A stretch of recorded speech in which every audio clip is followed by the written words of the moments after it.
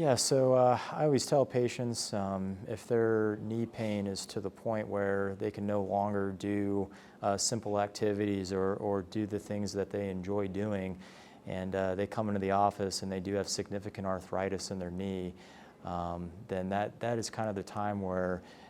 we start preparing the conversations about having a knee replacement.